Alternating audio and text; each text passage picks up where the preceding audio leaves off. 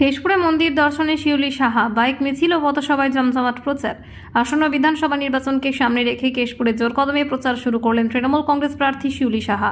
বুধবার ব্লকের 11 নম্বর অঞ্চলে এক বর্ণাঢ্য কর্মসূচির মধ্য দিয়ে তিনি নিজের নির্বাচনী প্রচারের সূচনা করেন। দিনভর মন্দির দর্শন, বাইক মিছিল, গ্রাম পরিক্রমা এবং পথসভা ঘিরে ছিল ব্যাপক উৎসাহ উদ্দীপনা।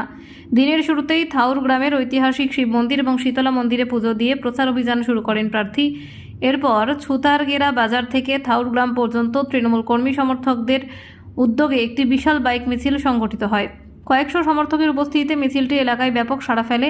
মন্দির দর্শনের পর শিউলি সাহা গ্রাম জুড়ে পদযাত্রা করে সাধারণ মানুষের সঙ্গে সরাসরি যোগাযোগ স্থাপন করেন। বাড়ি বাড়ি গিয়ে তিনি মানুষের অভাব অভিযোগ শোনেন এবং আশীর্বাদ দেন।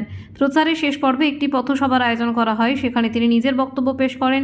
বক্তব্যে তিনি জনসাধারণের বিপুল সমর্থনের কথা উল্লেখ করে বলেন, আজ সকাল থেকে যেভাবে আমাকে অভ্যর্থনা জানানো হয়েছে তা অভূতপূর্ব। কেশপুরের সঙ্গে নিজের আত্মিক সম্পর্কের কথা তুলে ধরে তিনি জানান, এটা আমার তৃতীয়বার। কেশপুর আমার হৃদয়ে আছে। একই সঙ্গে কিছু বাকি থাকা উন্নয়নমূলক কাজ দ্রুত সম্পন্ন করার আশ্বাস দিয়ে তিনি বলেন, জয়ের ব্যাপারে আমি এক বিন্দুও চিন্তিত নই, তবে যে কাজগুলো বাকি আছে সেগুলো আমাদের করতেই হবে। বক্তব্যে কেন্দ্রীয় সরকারের বিরুদ্ধে সরব হয়ে তিনি সিএএ এবং এনআরসি প্রসঙ্গে তীব্র সমালোচনা করেন। ভোটার তালিকা এবং পরিচয়পত্র সংক্রান্ত সমস্যার কথা তুলে ধরে তিনি প্রশ্ন তোলেন, গরিব মানুষ কেনই কষ্ট পাবে? পূর্বপুরুষদের সব নথি কি সবার আছে? প্রধানমন্ত্রীকে উদ্দেশ্য করেও কটাক্ষ ছুড়ে দিয়ে তিনি বলেন, ভোটের মুখে কেন এনআরসি মনে পড়ছে? পরিশেষে তিনি আত্মবিশ্বাসের সঙ্গে জানান, তৃণমূল কংগ্রেস এই নির্বাচনে বড় জয় পাবে এবং মেদিনীপুরের সমস্ত আসন তাদের দখলে আসবে। এদিন প্রার্থীর সঙ্গে এলাকার একাধিক তৃণমূল নেতা এবং কয়েকশো কর্মী সমর্থক উপস্থিত ছিলেন। প্রচারের শুরুতে কর্মীদের বিপুল উপস্থিতি কেশপুরে তৃণমূলের শিবিরে আত্মবিশ্বাস আরও বাড়িয়ে দিয়েছে বলে রাজনৈতিক মহলের মত।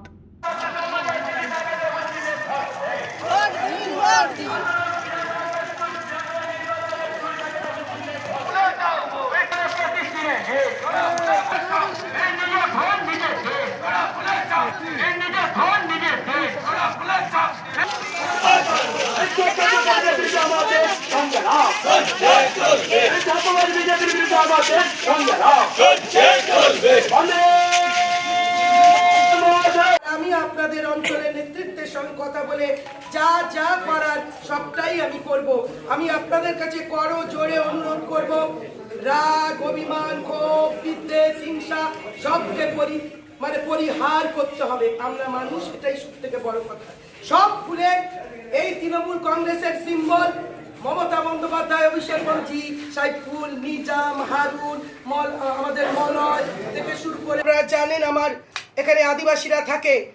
8 কোটি টাকা প্লাস দিয়ে তৈরি হচ্ছে 14 নম্বর ঝেতলাতে স্কুল, আবাস, তাদের কমিউনিটি হল। কি করেনি এখানে?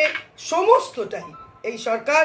এবং যা রাস্তা হয়েছে বিগত দিনে এই রাস্তা কেশপুরে পায়নি।